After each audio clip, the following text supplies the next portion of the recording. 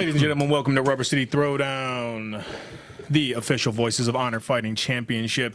Today we've got Tim Bishop from Savage Multimedia. Recent name change? We have so many different names. We have so many different websites. Everything just pretty much falls under the Savage name, though. Right on. We're just get right into it, man. Like, we got all this on the table, man. Like, tell us a little bit about what you got here. Well, these are the CBDs. This is, well, some people, you know, you can't smoke weed. Pills, you don't know what's in pills anymore. Mm-hmm. This is the non-psychoactive portion of a hemp plant, is what it really is. Right on. It doesn't even derive from a weed plant, it derives from hemp. In most cases, it's from the hemp seeds, so it happens before it even grows. And, I mean, it helps for pain relief, stress relief, sleep relief, attitude relief in some cases, you know what I mean? Give this shit a couple people I know. Yeah, I'm sure. And, I mean, it's legal in all 50 states. And, I mean, in most cases, fighters can't take a bunch of pills to get rid of their pain, relax. You know what I mean? This will help you relax. Right on. And it's good for your system. And yeah, the edibles are pretty fast acting too, aren't they? Sure. Yeah. Sure. You ever think they're ever gonna like make it illegal for MMA fighters? The CBD oil? Yeah, you ever think it's gonna happen? I don't think that'll happen, but you can tell, like, what was it, 4 or 5 months ago, they were trying to make CBD oil, put it on a category B or whatever to take it off, sure. just because they weren't making money off it. Exactly. So if they can't get their money off it, they're gonna try to get rid of it as fast as they can. But sure. Right. they're, with social media and the knowledge that's out there, I don't think they're gonna be able to, because there's too many people that know about it. For them just to be like, you can't do that anymore, it's bad. Yeah. You can't give it to the people and then take it away Yeah. that quickly. You Right. have, I mean, marijuana itself is legal in what, 13 states? Yeah. Well, with how everything's going, the government's just too far behind to catch up and make money on it now. Right. I mean, like, It's our turn. how many fighters? It's not wood. Yeah, it's something. It's like how many fighters, popped for the last 2 honor shows. We've had like Six. I was gonna say 6 fighters that popped for THC, and most of those they're all title fights. Yeah. And I think 2 out of all the guys that fought for titles, I think 2 didn't pop. 1 did pop for like Adderall or something like that. Right. But he had a prescription for it, so it was yeah. fine. And then 1 other person didn't pop. He was completely clean. So everyone else Yeah, and popped.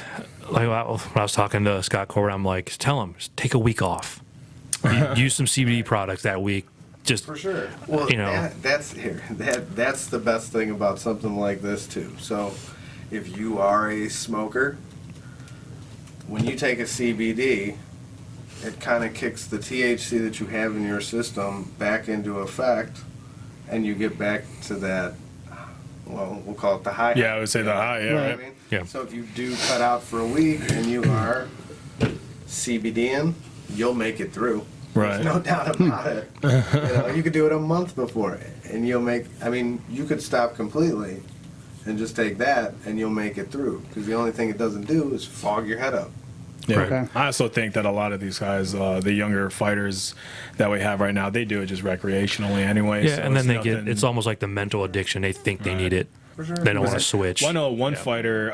So I'm not going to name any names, but I know one fighter. He specifically stated, he says, "Yeah, I quit the drinking. I quit smoking cigarettes. sure. Marijuana is the one thing I just can't quit." And I'm I'll like, never stop.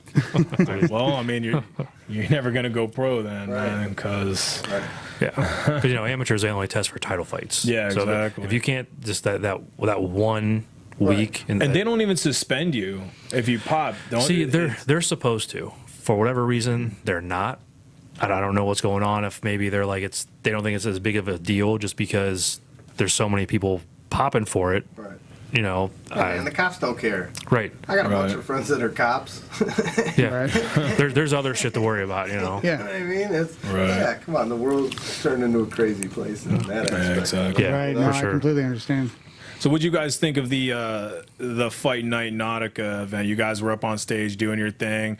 You guys have been you're at Nautica 5, or not Nautica 5, Honor 5. Yep. Were you guys at Reaching the Summit too? Were you guys actually performing there? We had another performer then. We had Diesel Yeah. who artists are like fighters too. Like when an artist's pride gets hurt. There's just drama, ego, and something, drama. yeah, Is that it's what like, happens? oh my gosh, I want to shake the shit out of it. Yeah. No, yeah. Say whatever you want. Yeah, we're not regulated, so. That's the great thing about having my podcast. I can say what the fuck I want to say on it. That loosens me up a little. No, Right. Yeah. Yeah. There's not a lot of etiquette as far as. but no, language. what'd you think of Fight Night Nautica? It's definitely I the thought it biggest was show. Awesome, man. Like I think the expansion off of what was created that night, out of the amount of just people that were there, that I mean, I visibly saw. I mean, I was Facebook Living, and as I was Facebook Living, people were messaging me like, "How long is this thing go on?" I'm like, well, I'm guessing like 3 hours. There was at least 10, 12 people that were hitting me on my Facebook Right. that came through the door after that. Yeah. Wow. You know what? It's people want it. Right. You know what I mean? People want I something. say everyone loves violence. You know what I'm saying? That's why Oh, when yeah. we're up there doing road work in Cleveland, promotional work in Cleveland, we're like, man, dude, it's like, the hipsters running around downtown Cleveland. Wouldn't even man, make just eye contact. Like, oh, no. Like, come on, man. You want Mary fans? No. Like, come on, man. Everyone likes violence. It's human nature, man. People like violence. It's something that we like to see. That's why when a fight breaks out in a bar, everyone goes, oh, shit. This is just organized. It's a competitive environment. It's an organized environment. You know what I'm saying? That's why bare knuckle boxing is going to get.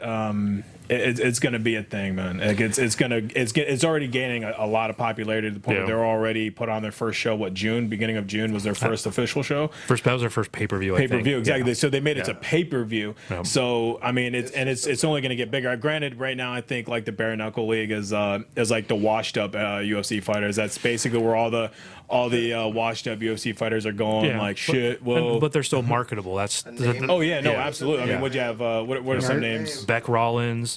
Was it was Kendall Grove? Ken. I think he was supposed to. I don't know if he did. He might have. You'll see Chuck Liddell in there. You'll see actually. I'm sorry, but even now, Crazy a Horse. Or retired- sorry, Felon was on. He Felon? fought last night. Did he really? Did Yeah. he win?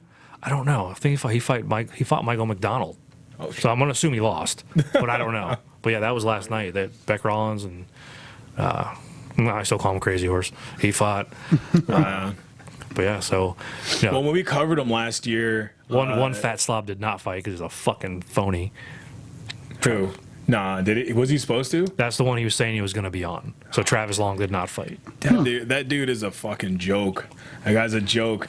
I don't really like saying his name because they'll be like, "So you're talking about me?" Yeah, I know, right? Fuck that dude. Free publicity. Just don't say don't That's say. all it is. I just remember that interview he did with that one lady, and they basically just called him out on like all his bullshit. Yeah, and then and you see the one with his girl Yeah, too. he had to go. He's like, no, I'm not a fighter. I'm training to be a fighter. Oh, really? Because you're messaging me saying you were the fucking shit. So I agreed to fight you and give you all my ticket sales, be the main event. I'd travel wherever you wanted, and then you backed out. I was gonna have to gain 80 pounds to fight him, and I was liked, willing, and he still said no. I personally liked when he posted.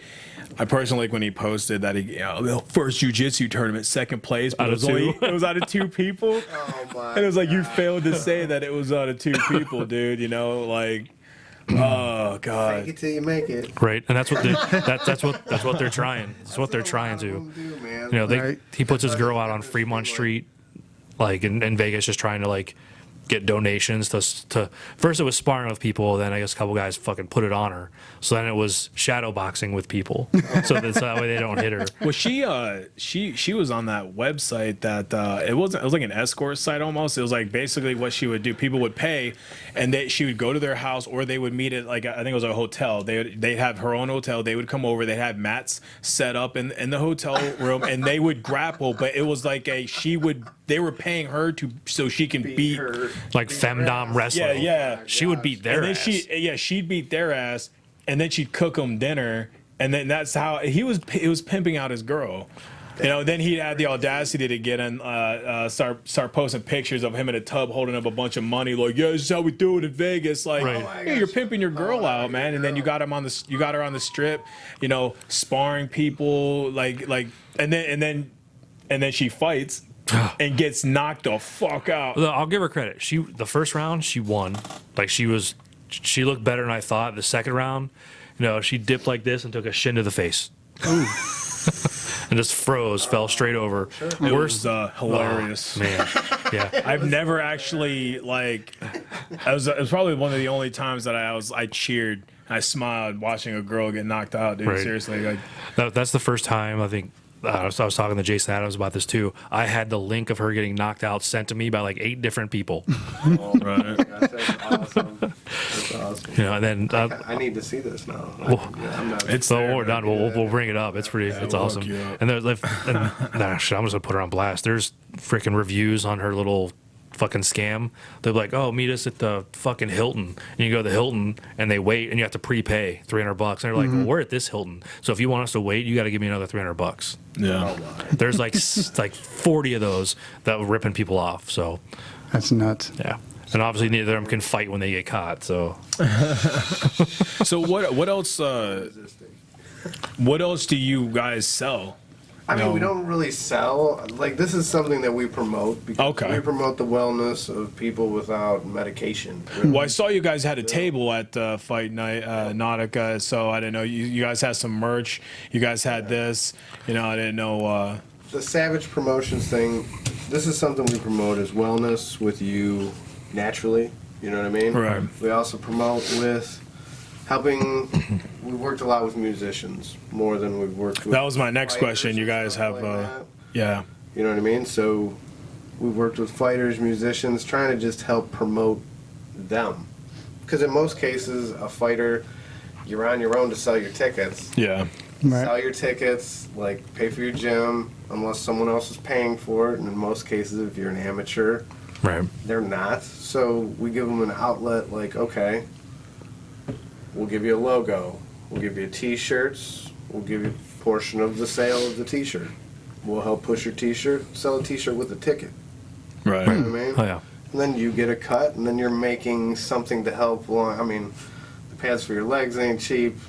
I know none of it's cheap because some of the fighters we worked with, like Jose Martinez, one of my favorites because he fucking went on to that UFC Ultimate Fighter. Yeah. Ultimate Fighter show, which was awesome. And I'm like, those are the pads we got him for his fucking legs. Right. Yeah, man, Yeah. those are Savage pads. You know what I'm saying? You're pretty much just helping everyone build their own brand. For sure. Yeah. Because everybody should be branded. Absolutely. You know what I mean? Whether you're a musician, whether you're a seller of something, brand yourself, get yourself out there. If you're a fighter, let them know your logo.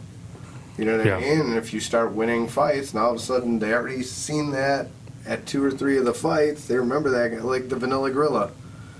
We ended up selling like 15, 20 of his shirts at the last show Nice. because he had a logo. Right. Yeah. And everybody wants to be logoed. And it could be your first fight or it could be your 20th fight. Yeah. You know what I'm saying? Yep. Start with your first. Look like a pro, you feel like a pro, you act like a pro, you're a pro.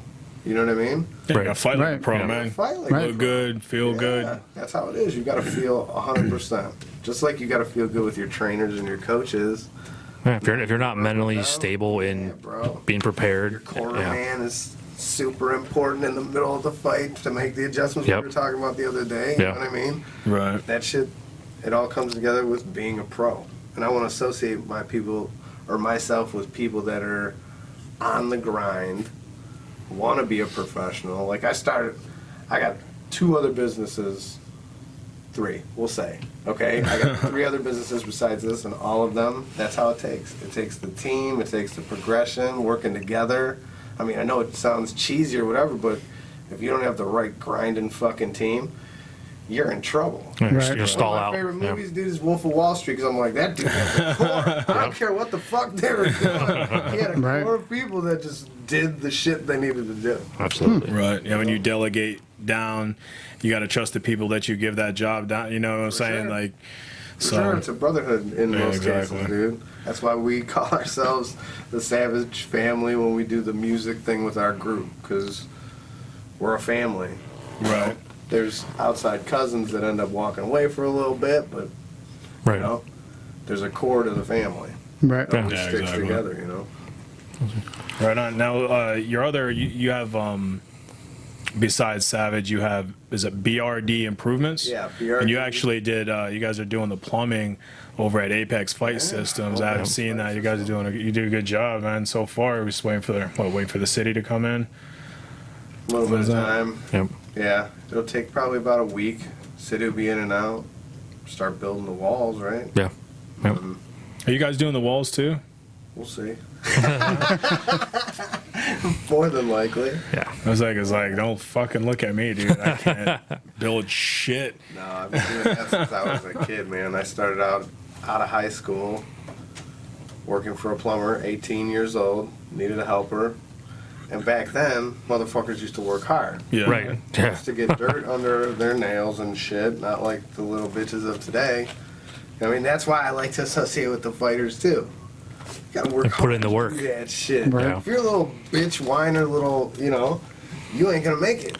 And you could tell, you could usually tell Anything. the difference between the two usually in a fight. Who put the work in and who didn't. For sure. Especially on the professional level as well. Amateur level is a little bit different. You You can't can fake your way for a while. Yeah, I mean, hell, when I first started fighting, I was undefeated. I wasn't even really associated with a fight team all that long. Like, I was more of an independent guy. I didn't train for my second fight at all, and I won in a minute and 30. It was basically, I got through on sheer toughness alone. That's heart and toughness. That's how I made it until I fought the 2006 national amateur heavyweight champion, John the Showstopper Hedges, and I mean, we went to the third round. I took him to the third round, and the doctor ended up stopping it. You saw Cody Stevens' eye. That's basically what happened to me, except his was a lot worse. But I had a hematoma that had sealed my shut, and the doctor stopped it. Live to fight another day kind of thing. And that was my first loss, and that was when I realized that, oh shit, I need to work a little bit. I need to get associated with a gym. And even then, I was still an independent fighter for like my next 3 fights, and out of those 3 fights, I won 2 of them. So it was. Just heart and toughness. You can't really get away with that now. I think a lot of because back then there wasn't a lot of gyms. There wasn't really any gyms. No, there weren't. The gyms were extremely far away back then. Well, even like Strong Style and Instigator, Victory, but it was Instigator Fight Team back then, and even they weren't even close to being what they are now. Right. Yeah. They were there, but it was like, oh, okay, there was just like Griffin Roll, Instigator Fight Team, Strong Style were like the top dogs. Jungle Fight Team. With Ryan Madigan.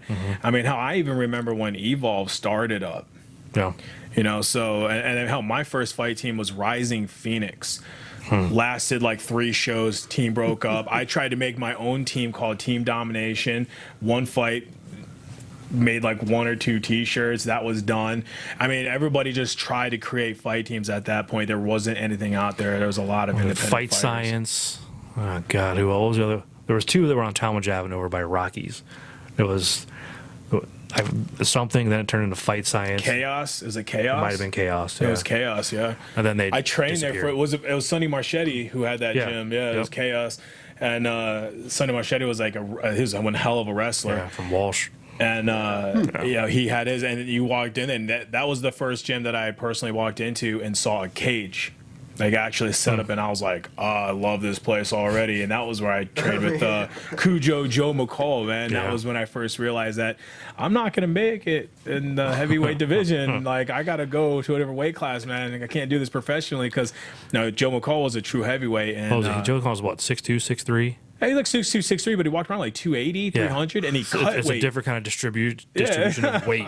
That's crazy to me, like the weight cuts that Yeah. guys go up and down to like be able to do that. Like Skipper, I watched that fucking dude from the second I seen the fight was on, because every day he would post himself fucking shrinking. Yeah. That was insane. He put up something that he got a call from the UFC that asked him if he could make 205 on short notice. I didn't understand. Sorry, 185. I didn't 185. understand that. 185. You're go for it if you can do it and not kill yourself. Well, right now he's walking around at like 226, 224 or something like that. So he can make it if I mean, he's dedicated to do it too. I mean, he's just the guy to make 185. But when I saw that, my first thought was, why? No offense. but he's 3-2 now, Coming off a loss. coming off a loss. and dropping a weight class. That's hard. But he ain't Yeah. getting any younger. But like, how many guys do you Right. see? No one to I mean, show is it a contender series or is it an actual? Because you don't see even then you don't see guys with his record making a debut on an actual card, not a pay per view, but even like a UFC fight night. You don't see Right. Like, when was the last time you saw a guy make his debut in the UFC with a 3-2-1 record? You don't. But I think a lot like what it could be too is, hey, someone fell out. The UFC knows this guy. Hey, do you know anyone? Actually, I might know someone. It's still part of who you know and word of mouth. Hey, not to mention the way the dude looks. Yeah. Right. Yep. You know what I'm Yeah, that saying? dude is- that guy is- Some cases. Yeah, if he makes 185, Be like 7-6 and still be a better draw than a 4-0 because people like that. all they gotta do is wheel his ass up on a dolly, You know what I mean? lift the dolly up, have him walk on, weigh in, get back on the dolly, roll him to some water, and that dude will be back at 220 by 10 a.m. What do you think that would do for his overall strength though? He's one of those little 'Cause pills it was that you one put in thing- the water and it turns into a dinosaur. It was one thing for him to make 205. To cut an additional, what, 20 pounds? Yeah. What is that going to do to his muscle mass? I mean, he's a power lifter. He's strong. I mean, And you're then already pushing. In the UFC, the advantage he'll have is he doesn't have to weigh in again the next morning. Right. well, yeah. So they'll weigh in, and the UFC was doing early weigh-in, so it'll be like at noon on a Friday, Yep. and then you get to hydrate, you get to show up at 7 p.m. and do the ceremonial weigh-in. As you're, he could be up 25 pounds at that time, Yep. just water weight and a nap. Yeah, but that's not that's not gonna. I'm talking about the muscle that he's gonna have to burn and Oh, cut into he's- just to get. Because I mean, you got to think he was dehydrated and starved at his 205 weigh-in. Right. Now imagine him doing that, but Right. doing another 20 pounds And on it's- top of that. You know, what I'm It's saying? honest. It's going to depend on, is he used to cutting that type of weight? Is he used to putting all that water weight back on? Because you can bloat yourself really easy by overhydrating. Yeah. You're like, hey, I'm going to put in 30 pounds in 4.5 hours. I mean, you could do it, but it's I need to learn how to just cut the there's weight a little bit. right. The, Even if, let's say, the strength isn't affected that much, I couldn't do it. the cardio and just being bloated and energy Right. level is going to be sapped because your body is still constantly working to absorb all that water, Mm-hmm. and that takes energy. right. I don't know. But depending on who he's fighting, the altitude, there's so many things that go into it when you look at, how's this weight cut going to affect him. If he's fighting in Denver, Right. he's Yeah. screwed. You know what I mean? Yeah, because your oxygen's lower there. Yeah. For sure. Oxygen's lower. 30 seconds jumping around the Yeah, ring. and trying to get your breath. There's so many variables that go into it. But like I said, if he wants to fight in UFC, if he's nothing signed yet. But if I'm him, I think he's 32. I think. See, what I would- Skipper? Yeah. He is 36. Is he that's what I 36? thought. Like, Is that what we showed the I'll last get time? Oh yeah, he had to get the 36? MRI. Yeah. That's right. in certain Yeah. cases and certain things, you only got so much time to do shit. You know what I mean? Yeah. When you get the call to go do something, you say yes. I've had that a few times. Like, Yeah. just even in the construction business, like, hey, we got this job. Can you handle it? Fuck yeah, I can handle that shit. Yeah. And you know what I did? I went and fucking handled that. shit. We've had that a That's couple real. times where with what we do, where I have this mental thing where like I'm sometimes afraid to pull the trigger and I'll agree to something and then think about like, oh shit, what if I mess it up? And then I'll end up talking myself out of doing it. And so lately what I've been trying to get in the habit of doing is just doing it. And that's kind of like where we landed with Honor and where we're trying to move with the podcast at this point. We're trying to, trying to be more than just a podcast. That's why we're doing the interviews with the fighters and when we're trying to get in more of the productional value, the production of these fights. So, it's saying yes and actually figuring out how to do it. And again, surrounding yourself with the right kind of people. And that's basically where we're at right now, is just trying to surround ourselves with the right people, network out. And like I said, I'm currently talking to a guy who's doing a website for us. He said, I mean, I can't really pay you for it. He goes, I'll do it for free, man. Just have me on the podcast. That's where we're at right now. Yeah. And it's amazing. I was talking to them too the other day about it, man. I was like, where we started to where we are right now. I mean, it may not look like much right now, but I can show you old footage of what we started, and that was with old one school news table. reports. Yeah, old school news report with a webcam right in front of us, reading off of a script. Everything was scripted. This just in. It would take me 4 to 6 hours to script a pilot. Like I sat down right now with no paper in front of me, not really much knowing what I'm gonna say, just kind of an idea, and I rolled with it. Yeah, Right. Yeah, and I rolled with it. it comes off better too. That when was you're just that was the bullshitting and difference. Talking, yeah. Yeah, that was the difference now. And then from what we did, say last year, where I was typing up scripts for everybody, and like when we would go to do a show, I would literally talk about every individual fight like I was commentating a fight on the podcast. So I go, yeah, we'll talk about this fight. We had Josh Roller versus so-and-so, and in the first round, Josh caught him with a couple good right hands, and he took him out. And I was like, it was, it was all scripted. It sounded scripted. And then we floated around some green screens, Yep. and then he got I got he got my a old fog lights. machine, some old lights. We got some crazy shit going on. It was hilarious. This wall used to be white, and I found Well, my you old. can see Yeah. the color that it used to be that color, and then we ended up creating this studio and then getting more equipment and I said Brian and Honor was like the big reason why I decided to come, because I actually shut this down last year. I was like, nah, man, and this is Then income tax came around, and then Yeah, he we makes got- a phone yeah, call to me. I'm on the semi, and all of a sudden he goes, "Hey, thinking about starting the podcast back up." All right, but I want better equipment. That's easy to do. So let's take our income taxes. He buys a freaking camera. I get all the microphones, the mixer board, and all this other stuff. About your self-investment into you. Right. Right. In anything that you do, it's a self-investment into you. Like, if that's what you need, you better go get it. You Right. know what I mean? Yeah. You better find a way to go get it. You know what I Right. mean? And it all comes down to, like, the surrounding yourself with the right people. Right, and especially when the opportunity comes up, as far as motivation to do it, you know. Sure. And continue to stay motivated and push it. Push it. That's all you can really do. Just like a fighter, you got to push it to the Yeah. brink if you want to win that fucking fight. exactly. So if you had to vote, what would have been your fight of the night at Nautica? Fight of the night. Yeah, I mean, the knockout by Alexi was awesome. yeah, There's no doubt about it. That made the whole night memorable right. for everybody, I think. I mean, there were so many good fights. I mean, the Honey Badger busting his arm. That was fucking, like, I couldn't believe when that shit happened. You know what I mean? See, that'd be a good submission the other night. Yeah.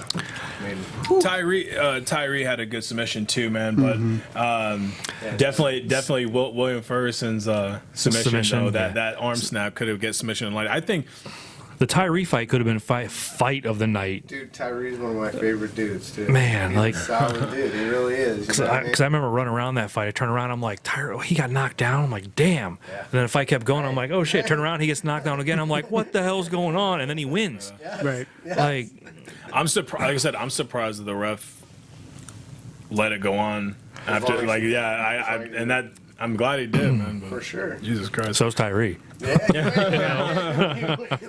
no doubt about it. I Honestly, don't know. I think the Nick Bashir fight was actually. I think that would have had to have been the fight of the night. Yeah, that's what I was gonna 15 say. minutes of Those dudes just Right. rolling back and forth. I mean, Nick doing most of it, obviously, but man, them dudes. I don't know. Like, that throw Caleb Abraham was nice. The whizzer and like the hip toss like that. Yeah, but he only got that because of how tired Bashir was. actually was. And you want to see a good throw. William Ferguson on Tim Hughes when he set it Oh, up with yeah. the right And it got hand. blocked and then reset it and just, yeah. That was a good Because when judo we were commentating, we started talking about that. Like he's going for this judo throw, Yeah. but He set it up beautifully when he landed the right hand. I mean, right into it. You know, he patted him because he went for the throw initially, and Hughes stuffed it. So he set it up, Yeah. caught him real good with the overhand right, and then right into the judo throw. I think if you're looking at like a complete, just like straight MMA, as not like a fan in the crowd, but as watching the fight, I think the Dixon Ofak fight was probably the fight of the night. Oh yeah. It was definitely nonstop. Yeah. You know, and some of those transitions those guys made, man, was pretty fucking sweet, dude. I mean, you had striking, takedowns, top position, control, counters, submission attempts. I mean, like I said, Dixon being stubborn, fought out of an armbar, finished a fight and won. You know, that's. I got a video of that one close up. Yeah, that looked pretty gross. Yeah. I thought for sure that he wasn't going to be able to roll out of it, but He toughed it out, man, and not knowing what's fight of the night and talking about it just shows how good that card was. Right. Oh, that was an awesome. You know, and going in, there were people that were like, "Oh, this card, it's garbage. They're stealing the NAF shit, blah blah blah," and you know, and then you're looking at it, it was like, you're saying that because nothing's been there since the previous promotion. Right. You have nothing to baseline it You're off saying of. that because, of course, no matter where you go, something was there before that. For sure. You know, we did it different. We did it better. There's nothing else to compare it to. It's okay that you have an MMA show, and then you're putting on another MMA show. Of course, there's going to be similarities, and it's not like you got a fucking one was an MMA show and the other one's a fucking ballet. Right. No, they're similar. You're going to Yeah. have similar shit. You have to promote it the same way. You're going to have the same type of management. And you have guys who worked for NAFs back in the day, now working for Honor as But well. then- It's going to be the same. You There know? was a difference from the NAFs to Honor. The NAFs didn't have any debuts on that card, did they? No, and honestly, we probably won't again. It's our first time going up there, so we wanted people to fight. That's pretty Right. much what it was. And going to Nautica, some people looked at it as a risk, like, oh, this could be dangerous, which it could be. Like there were shows that the previous promotion there that put on, and no one showed up to. You had Right. 300 or 400 people, Right. and it was a bust. Right. Yeah. But there were previous shows they had that supported that loss, you know. But, you know, our setup's different. The cage is different. The promotion's goals are different. For sure. So just because it's an MMA fight, that is the lone similarity. That's it. Well, I think what it turns out to be is you guys are making it more of an event. Right. I mean, now It's that's an just event. MMA show, but people want to bring their woman there. Right. Right. And it's and the event, it's bringing the right like partners in because it's about the fighters Right. and the best fights. And not only that, I mean, the NAFs never had an opening act. They didn't have bands playing. They did. They had Oh, rock they and did? they had Rock and Rumble once a year. Oh, And okay. then but the Rock and Rumble was the only one they would have bands play. Okay. You had or a DJ. You know, they also had NAFS Volume 1. They had soundtracks. But the NAFS also did. I think it was 22 shows at the Flats alone. Right. Wow. It kills me because like there's a lot of people out there that look at Honor and they go, oh, they're just trying to copy off the NAFs, and it's like, There's how so many different things that are going on. How many than- midget wrestling matches did the NAFs put on? I knew he was Right. going to bring that up. Right. How many? It had to you know what I'm have saying? Like, how many professional wrestling shows did they combine with an MMA show? Right. You know, this is a different promotion. It's a different promoter. I mean, he's trying to do a goddamn what is like a fucking tough man or a bare knuckle match or whatever with a biker brawl or some shit like that. You know, he's trying to broaden his horizon a little bit. He's trying to get a little bit. He's going beyond MMA. He's trying to About the promote show. other. About the show. Jeremy is about entertainment, entertaining people. So yeah, there are similarities between both MMA promotions and organizations, but to say that Honor is stealing or copying the NAFs, it's not. They're not. He's trial and error. Everything he does right now is trial and error. He's got advisors. Whether he chooses to listen to those advisors or not, it's completely up to him. There were a ton of people that told him that reaching the summit was not going to do well because of how he was promoting it and what he was trying to do with the midget wrestling, the OCW, and having Buck Naked yeah. play. There was We had too Diesel much. there. Diesel, yeah. There was just too much shit crammed into one. It was too soon. It was way too soon. That's why I'm so happy that they decided to move Fight Fest, which was supposed to be in Lorain County on Black River. Yeah, and that was supposed to be like this huge fucking show. It was supposed to be bigger than Nautica, to be honest with you. I think Fight Fest would have done really well. But we were advertising, having, vendors come there, they're gonna do like seminars. Like we Yeah. get like a certain martial arts school to put mats out and do something. And I having all will this say I booth. was all bummed about that because we had a table.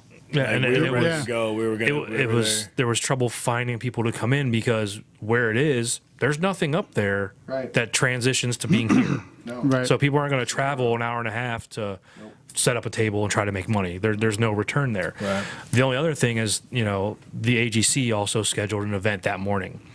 And, Yeah, right across from us. So having a grappling competition the same day as an MMA fight, it's a gamble. It's a gamble. So especially in Cleveland, they're both in Cleveland. Why? So just move it. It wasn't really a fight fest, but you learn for next year. You get to replan and restructure. And I wouldn't be surprised if next year if Fight Fest happens at Kim Tam For sure. Park at Melanie Lake. That would be fun. Because you have the lake, you have floating. that whole back lot. I mean, there's You have the venue. Right. you have the But venue. It's about as controlling the Right. entire. I've told Jeremy multiple times. I was like, man, if you stick with this MMA thing, man, you turn Melanie Lake into a venue. You don't have to pay a venue Yep. fee. You're gonna turn a profit most of the time, I think. And Okay, without having to pay the venue fee, usually the venue's a little bit less than the commissions fee, half, whatever. Right. You sell 45 tickets, you break even. yeah, Without paying staff Right, and for right, everything right, else, right. but just as far as the straight up venue commission, he's got his own cage, so doesn't have to rent that. Right. That's a profit, and it's a beautiful place just to hang out at, let alone have fights at. Right. So, but like I said, the first year of fights, it's a learning experience. It's figuring out how to dictate what you have to do and what you want to do. For sure. It's getting your feet wet. It's always a learning curve, especially coming into a new promotion, and it's going to happen. I don't expect anybody to be able to start a business and make hand over fist in the first year. It's going to take a business plan of 3 years before you're going to see any kind of return. And we're saying that if you think about it, Honor's sixth fight. Whether you call it, Honor FC 6 or Fight Nautica 1, whatever. The sixth fight just rocked out Nautica. No doubt about it. The sixth fight. Right. Right. Most other thing promotions was in their is- sixth fight are still in a bar For sure. with to 200 people, Saddle Ridge. I mean, not- Parma. Yeah. Not to mention too, MMA in Northeast Ohio is also at a reset Yeah. as well. So Yep. it could also be because of the mixed martial arts reset within the region. But then again, that doesn't, one can argue, why did Alliance MMA bankrupt? Why is Iron Tiger no longer? That's around? because they were Why- trying to buy everybody around them. They weren't starting fresh. They wanted to come in and Well, wanted they were around for a minute. They just started buying. They had this business idea. They had the money, and I think they thought that if they bought out all the regions, other promotions, that they wouldn't have. There's no one to compete with. Right. They're the only one there. That Yeah, I they're used gonna to work for a control. They're company- going to control the region. I used to work and for a it company backfired that on did exactly the same thing. All right, but it was for a different type of setup, and they bought out all of the entertainment inflatables in their area, and then they just continue to buy them out, thinking that the clientele is going to go with them, You're right. with each and every product that they buy. Well, that's not going to happen. They're going to go with what they already know, even though they don't change the names. You can't just go out and buy it and then expect it to work. Yeah. Correct. But there's a reason why Honor is doing better than, Alliance, how Iron Tiger did, a lot of other promotions that is in the area as well. How was it BCM? There's a reason why you show up to- BCM's new too, so they're kind of on their way up. Yeah. But you look at other promotions, they're traditionally starting off how you're supposed to start. Right. Yeah. Like you do a show, you get 300 people. You do another show, you hope for 500 people. You carry that. Shit, we only have 200 people. Let's do it better. And it's just the cycle. The same. Yeah. That's because Jeremy. Do shit the same. And It's then- because Jeremy does shit different. It's because Jeremy's bringing in a different crowd. Yep. And the Akron area. Yeah. Like, when other promotions were coming up here, they did really well. So why do they have to come from 2 hours away to do a show here? And that's where the NAFS was successful when they did it. Sure. They were local. They were this area's show. People came from other areas to be on that show. That's what's attractive about Honor right now. Right. You know, they're doing it the right way. People are coming in from other shows, and what killed the NAFs was they had a watered down talent level. For sure. When there were months where we're doing 2 shows a month, the fighters that were selling tickets are starting to move on to bigger promotions, and there was no build up amateur class then. It was the guys that had been around. They might sell tickets, they might not. The people that were pros, you know, you've got your forever locals, and you have the guys moving on. And then everyone was kind of stuck in between. So when, you know, the big names move on, you're doing too many shows, and then you're like, oh, we're having this great show. The fights are amazing. It's got everybody on it. We're bringing people in, but it's the 17th show in 12 months. It's hard to sell tickets when it's the same people fighting. So you have that, and then you have that 6-year gap as far as a local promotion. And then you still have some of the people that fought there that want to fight locally because they still want to move on. Right. And then you have all these new guys that have been training and having to travel to fight and everything else. So now when they come in, that is what's building up Honor's roster. Right. They have, you know, along with Cage Thunder, they're the same way. It's giving the local fighters a place to, you know, build their brand, like what we were talking before. You know, and you know, with Honor, what we're trying to do is, you know, if we end up doing the Honor Origins cards starting next year, more than new guys, teach them how to build their brand. You know, introduce them to the right people. Hey, this guy will do your shirts. He'll help you with this. He'll help you market. You need to learn how to sell tickets. Right. You need to learn how to talk in third person without sounding like a prick. That is a skill. What's the difference between Origins and then like what was it, the NAPS's Proving Grounds?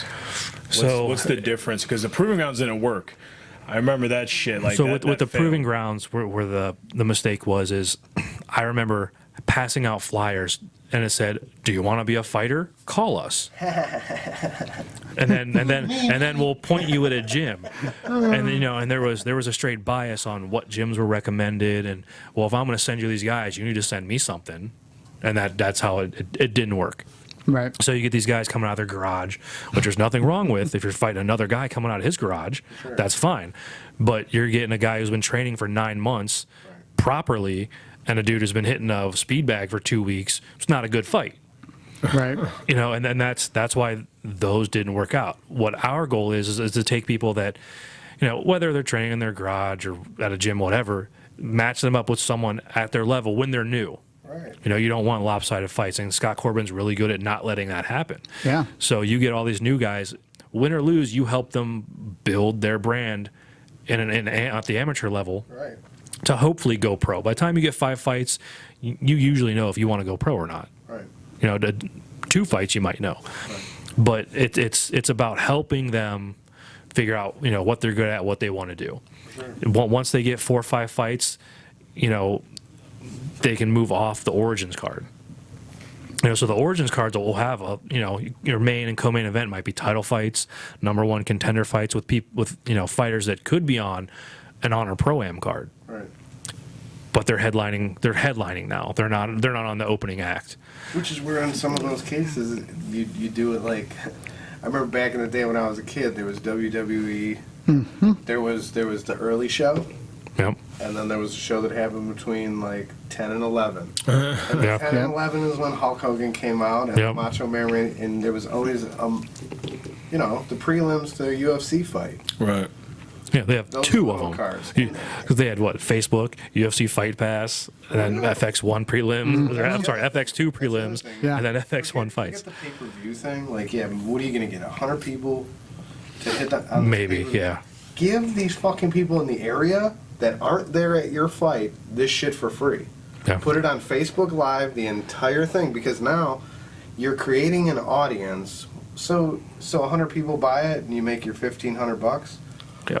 or you get 1,200 that are watching it now. Right, that's- Or, you know, See, the main problem with that is that the expenditure, and that is, you got to pay the guy to come in to do the videography, and then you're paying him, and then you Savage comes in. Right, I'm well- using fucking Facebook Live for all these fights, dude. And I would say that's kind of like the direction that we're trying to go in now is Do a little more. yeah, right. production value is more like I'll come in and I'll record your show for free. Give me the rights to put it on my website. Hell yeah. Right. That's the idea. For sure. Now, Scratching my back and I'm scratching You're yours. fucking paying dudes upwards of $3,600 a show. Now, granted, they've got the equipment, they've got the experience, they're live recording it. Like I said, I personally think that like Honor and I think Jeremy needs to stay away from live streaming. Streaming. I think he needs to stay away from that. I think he needs to have somebody record the show, edit the show, produce the show, and then sell digital copies of the show or post it. You post it, you monetize. You say you put it on like a YouTube channel, you monetize the YouTube channel, and you're making another form of income as well. I mean, Well, you look at it's it. You look at it like fucking a singer or an artist or something. Music, people used to buy an album.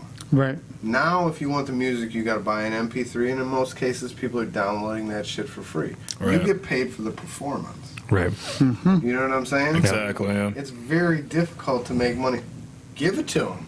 Yeah. And then if I can get your ass in here, Right. now I'm selling you a shirt, CBD, a ticket to the next show, Yeah. At a discount and all that. beer, Yep. pop, everything. Now, like, you're a fan. You don't have a choice. You're a Yep. fan. You've joined the fan circle. And we've even said this before, you know, Jeremy doing what he did at the last honor show prior to the Nautica, he was discounting tickets down and doing a prelim sale at the fight. So, you know, it was a great idea. I mean, hell, you could have gotten, I think it was Ring of Honor seats for, what was it, like $50 instead of 75? I think so, yeah. And then he was doing general admission for 25 instead of 30. Right. So, you know, doing it that way was awesome. And then, but where everything went downhill is that you can't rely on the live stream. You can't rely on it because not all places still have the Wi-Fi capability, especially on a venue as old as Nautica is. Right. You know, they don't have the Wi-Fi capability built into the whole place yet. And I think the big issue with, you know, live streaming, and not everyone has money to go to the fights. I get that. But you'll get 12 people that would normally be at the show at someone's house watching it. And that happens a lot. That's when you build your audience enough to where, okay, the first 2-3 shows, you're live Yeah. streaming off of Facebook. Yep. Now you're into it. Now you Yeah. want to. Right. Now it's $15. And then what we're trying to work is like if we get it on YouTube, because you can do your own pay-per-view on YouTube. Oh, Yeah. So if we just pay-per-view the bigger fights Yeah. Then, and then stream the other ones or record them and let them out later, I think that's the way to go, just because it's numbers. It's all about numbers. 4 fights, and then you got the 4 at the end, and you make them pay for those. You know what wouldn't Yeah. be a bad You idea? know what I mean? And if Well, you want wouldn't- to see the rest of the fights, hop over to the paper, just like UFC does. Yeah. Hop to the pay-per-view if you want Right. to see the Yep. rest of it. Right. You know what wouldn't be a bad idea is a creation of an app. You know, it tells you when the fights are going to be coming up. You have a direct link to fight ticks right inside the app. And then when you are live streaming, boom, you have a web player built in. So then you Yeah. can do it that way. And then for all the ones that we want to do as a pay-per-view, hey, if you want to do this, become a premium subscriber on the app. Right. You know, it's Yeah. $15 a It's month. like Fight Pass, pretty much. Exactly. Yep. You know, you just do it that way. And I mean, there's plenty of people in the room right now that can build apps. Right. I mean, local people want to see local people. Like, we keep talking about how the fighters got to sell the tickets, fighters got to sell the tickets. Yep. People want to see this shit that don't know any of these fighters. Yeah. You know, Mm-hmm. They want to see like what's in the area. Right, like the people we got to go or come or whatever, none of them knew the fighters. The Right. most common They wanted people to that see come the in. fights, and they're like, man, this shit was awesome. Yeah. I can't wait for the next one. And to get those people, you have to work to find them. Because most of the people, it's, I know someone working for the promotion, or you know someone fighting. And there's your 300 to 400 people. Mm-hmm. And everything after that, it's marketing, Right. you know, That has expanding, to- word of mouth, Yeah. and just getting out there. I can't tell you how many people I actually got in contact with. I know I say this a lot. I was on the CB in my truck, and I'm on Channel 19. I'm throwing it out there. Hey, is there any time I go past the truck stop? Anybody from the Akron area going to be going up to Cleveland? Hey, can't wait to see it. Sure as shit. I see one of the guys that I used to work with up there. And it's just one of those things where it could be the most smallest and minute thing that puts it in the back of your head. For sure. Yeah, And there's it's all a about group them. of guys that listen to the podcast on my wife's work, and they showed up to the fights. Yeah. I mean, it's Hell, It's Amber there, knew man. somebody that is a truck driver. They pick up and deliver from Milestone. trust me, it's I guess he was a security. what for we're them, but- doing is we've got legs. It's moving. So we've doubled our fan base in 7 months than we did last year total. And if you're watching, It's- make sure you like the Facebook page and the YouTube channel and share. You gotta follow us as well, so that way you get the notification. Make sure you click on the little bell. But as we come to a close of today's podcast, again, Tim, I want to thank you guys for coming in. Thank you. Can I shout out? Yeah, absolutely. I was getting ready to give you the mic right now, man. Do what Anybody. you Can need I to do. jump in on you when you're talking? Do what you need to do. It's hashtag We the People, Not Them. That's on Twitter. We are Savage Multimedia Group on Facebook.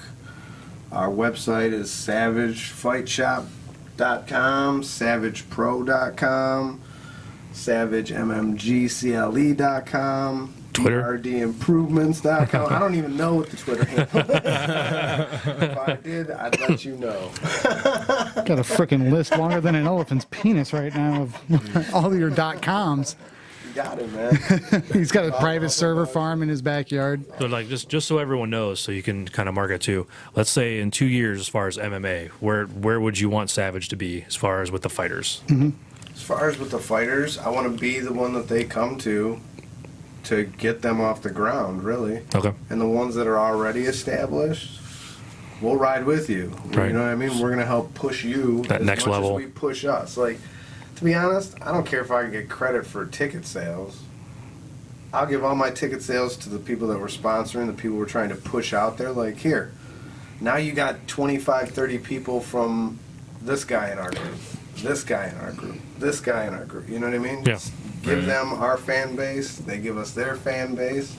It's all about sharing, teamwork. Absolutely. You know? Hell yeah. Right on. Well, again, Tim, thanks for coming on. Ladies and gentlemen, Savage Multimedia Group. And until next time, guys. Oh, Yeah. Zeta. Thank you, bro.